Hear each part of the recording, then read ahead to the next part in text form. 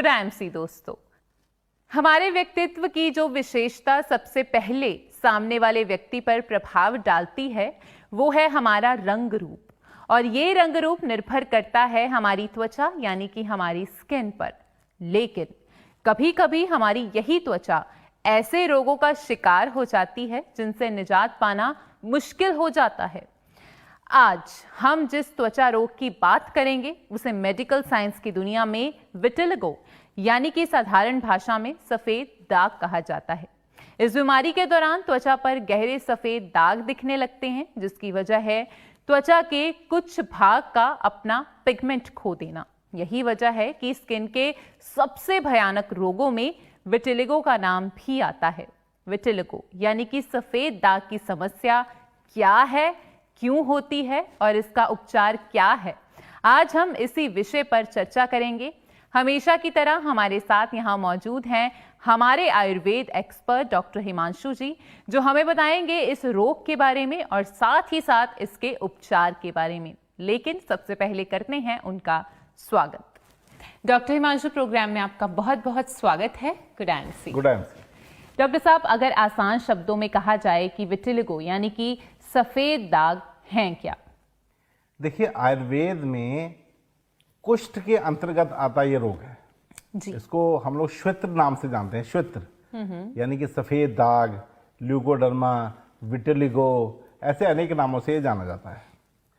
और हमारे देश में, खासकर इंडिया में, इसकी बहुत मिसधारणा है।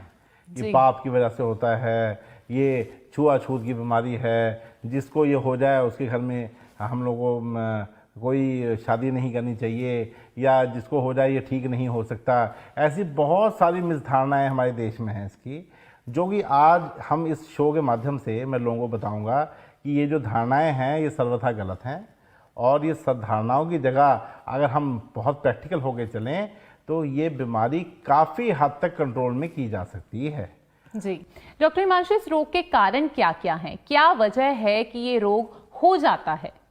देखिए, हर एक इंसान का जो कलर होता है वो अलग होता है। देखिए, जब हम इंडियंस हैं हमारा कलर अलग है, जो अफ्रीकन्स हैं उनका कलर अलग है, जो यूएस रहते हैं उनका कलर अलग है, जो वेस्टर्न कंट्रीज में और रहते हैं उनका कलर अलग है। हर एक व्यक्ति का जो कलर है वो एक दूसरे से मैच ही नहीं करता, बिल्कुल अलग होता है। बिल्कुल। तो इसके पीछे रीज़न क्या है? इसके पीछे रीज़न है मेलानिन पिगमेंट, जिसको आयुर्वेद में रंजक पित्त के नाम से जाना जाता है। 5 तरह के पित्त होते हैं आयुर्वेद में। उसमें जो रंजक पित्त है, जो हमारे शरीर को, हमारे स्किन को जो कलर देता है, वो मेलानिन पिगमेंट है। तो ये एटमॉस्फेरिक टेम्परेचर के हिसाब से, हीट के हिसाब से पूरे दुनिया में अलग अलग लोगों में अलग अलग क्वांटिटी में पाया जाता है। लेकिन ये मेलानिन पिगमेंट जब हमारे शरीर में कुछ एक जगह पर, चाहे वो गलत खान पान हो, आपका गलत रहन सहन हो, आपका विरुद्ध आहार हो, या कोई इन्फेक्शन हो, कोई फंगस अटैक हो, या पेट में कीड़े हों, ऐसा कोई भी चीज़ हो जिसकी वजह से ये बीमारी हो, जिससे मेलानिन पिगमेंट एक पर्टिकुलर जगह पर या जगह शरीर के अलग अलग जगहों पर जब बनना कम हो जाता है, तो हमारे शरीर में लाइट पिंकिश या वाइट कलर के जब चकत्ते नज़र आते हैं, उस टॉर्च मारने पर वो थोड़ा चमकते हैं, यानी कि ब्लश करते हैं। और साथ में अगर हम आंख बंद करने पर उस जगहों पर हल्का कपड़ा लगाएं या कोई धागा लगाएं या हल्की सुई चुभोएं, तो उसमें महसूस कम होता है। उसमें जो हमारी नर्व्स हैं वो कमज़ोर हो जाती हैं, डेड होने की तरफ हो जाती हैं, और हमें सेंसेशन कम फील होती है। तब हमें ये समझ लेना चाहिए कि हमें श्वेत्र जो है वो हो सकता है। तो इस रोग के दौरान रोगी का आहार विहार कैसा होना चाहिए? आप ऐसी चीज़ों का सेवन ना करें जो आपस में एक दूसरे के विरोधी हों। जी। जैसे अगर कोई फिश टैंक में भी अगर हम मछली खरीदने जाते हैं तो मछली वाला बताता है आपको कि ये मछली जो है साथ में नहीं रखनी, क्यों? ये आपस में लड़के खत्म हो जाए। वैसे ही जब हम विरुद्ध आहार करते हैं तो उचित आयुर्वेदाचार्य, उचित आयुर्वेदिक डॉक्टर अपने ज्ञान के थ्रू आपको बताएगा कि आपको ये चीज़ें जो हैं नहीं लेनी चाहिए। वो चीज़ों का आप सर्वथा जो उपयोग है वो तुरंत बंद करें। देखिए इसमें ना आपने आहार और विहार जो आपने बोला अभी, आहार के बारे में मैंने आपको बताया कि विरुद्ध आहार छोड़ दें, गर्म चीज़ों का इस्तेमाल करना छोड़ दें, ज़्यादा खट्टी मीठी चीज़ों का इस्तेमाल करना छोड़ दें। लेकिन इसमें विहार बहुत इंपॉर्टेंट है। इस बीमारी को बढ़ाने के लिए सबसे बड़ा जो कारण है वो हमारे शरीर की एक्सट्रीम कंडीशन को जब हम मेंटेन नहीं करने देते तब ये बीमारी पैदा होती है। जैसे फॉर एग्जांपल आप तेज धूप में से एकदम से अंधेरे कमरे में जाएं तो आपको कुछ नजर नहीं आएगा, ऐसा होता होगा आपके? जी बिल्कुल होता है। या आप कोई स्वाद चीज खा रही हैं, उसके साथ किसी ने अपने मुंह में कुछ और चीज डाल दिया तो आपको उसका स्वाद नहीं पता चलता। जी बिल्कुल। अगर हम बॉडी को एडजस्टमेंट का समय नहीं देते तब क्या क्या दिक्कतें आती है मैं आपको बताता हूँ। जैसे कोई व्यक्ति अगर बाहर धूप में काम कर रहा है, 40, 42, 45 डिग्री टेम्परेचर है और एकदम से अपने ऑफिस के अंदर एंटर करेगा जिसका टेम्परेचर 15-16 डिग्री चल रहा है, तो उसके बॉडी जो है एडजस्ट नहीं कर पाएगी। बिल्कुल। जब वो एडजस्ट नहीं कर पाएगी तो वो उसको रिवोल्ट करेगी और उस रिवोल्ट के फॉर्मेशन में वो हमारे शरीर में ये बीमारी पैदा कर सकती है। कोई व्यक्ति है धूप में ऐसे आया है, अभी सफ़र करके आया है, अभी उसने घर में घुसा ही है और तुरंत उसने चिल्ड पानी अपना फ्रिज से निकाला और मुंह में डाल के पी लिया। ये आजकल हमारे बच्चे रेगुलर करते हैं। तो हमें अपने बच्चों को, अपने जितने भी अपने सहपाठी हैं उनको बताना पड़ेगा कि आपको ये जो एडजस्टमेंट का टाइम है हमारी बॉडी को, ये देना बहुत ज़रूरी है। इस प्रोग्राम का खास मकसद होता है कि पूर्ण रूप से रोग के बारे में जानकारी दी जाए और आपने बड़ी ही अच्छी तरह से हमें जानकारी दी है। डॉक्टर हिमांशु, रोग का उपचार क्या है, इसके बारे में भी हमारे दर्शकों को ज़रूर बताएं। सबसे इम्पॉर्टेंट रोल जो आज मैं आपको बताना चाहूँगा कि कई लोग ये मानते हैं कि जो आंवला है वो खट्टा है, इस रोग में फ़ायदा नहीं देता, या इसमें कई लोगों को धारणाएं हैं कि ये इसमें नुकसान देता है। तो ये सर्वथा गलत है।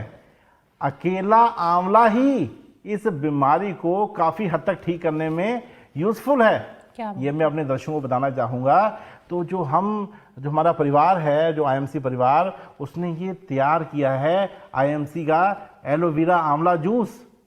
तो ये ऐसी कॉम्बिनेशन में है, ना ये गर्म है ना ये ठंडा है, एकदम बैलेंस्ड वे में है और न्यूट्रिशन प्रोवाइड करता है। अगर इसका 25 ml हम रोज़ाना पानी में डालकर साथ में 2-3 ड्रॉप शीर तुलसी की ऐड कर अगर रेगुलर हम खाली पेट लें तो ये एक उच्च रसायन के रूप में हमारे सामने आएगा।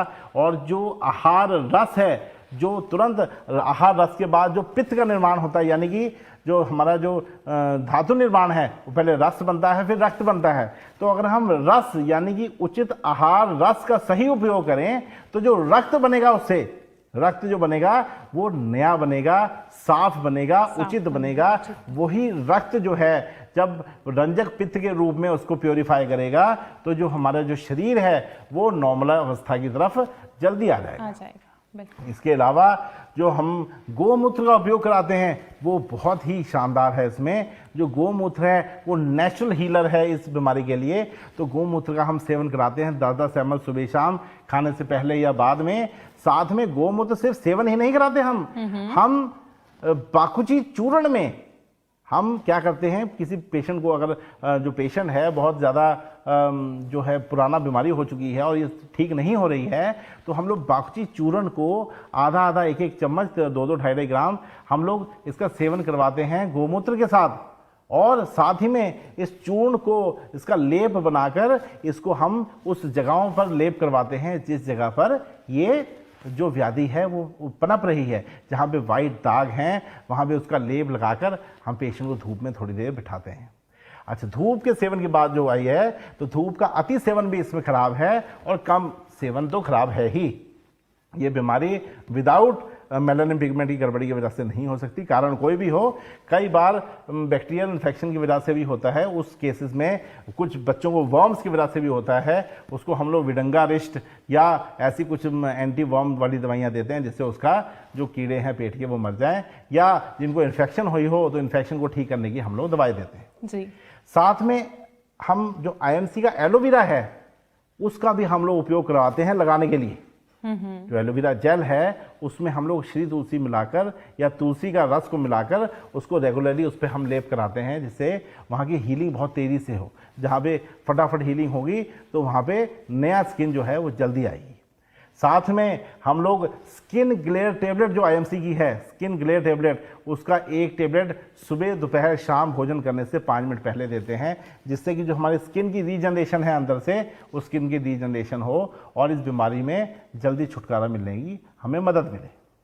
साथ ही हम लोगों ने कुछ रसायन हैं, जैसे जीवन शक्ति रस है और हिमालयन बेली जूस है, ये रसायन के रूप में इम्यूनिटी बढ़ाने के रूप में हम लोग रेगुलर देते हैं, जिससे कि बॉडी की इम्यूनिटी जो है वो हाई रहे जी। ऐसे ही जैसे मैंने आपको इस प्रोग्राम की शुरू में बताया कि नॉर्मल भाषा में जब लीवर जो है वो कम काम करने लग जाता है, जब लीवर जो है उसकी जो डिटॉक्सिकेशन की ज़रूरत होती है, जब लीवर जो है जो खून की गंदगी है उसको डिटॉक्सिफाई नहीं कर पाता, तो उसको ठीक करने के लिए हम 2 तरह से काम करते हैं। हम आईएमसी का ब्लड प्योरीफायर देते हैं और साथ ही में हम लीवर का सिरप जो आईएमसी का है, लिव केयर सिरप, वो भी साथ में देते हैं।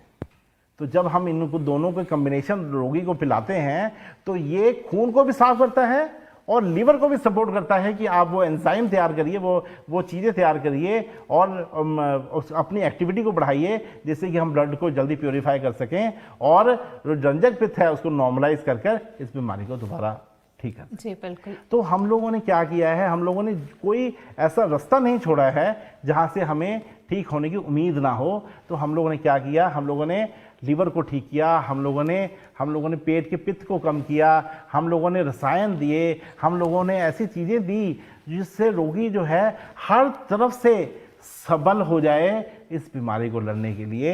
जैसे एक सोल्जर जाता है, उसके पास बुलेट प्रूफ जैकेट होती है, बंदूकें होती हैं, चाकू होता, तलवार होती है, सब कुछ होती है, तो अपने आप को कॉन्फिडेंस से फील करता है।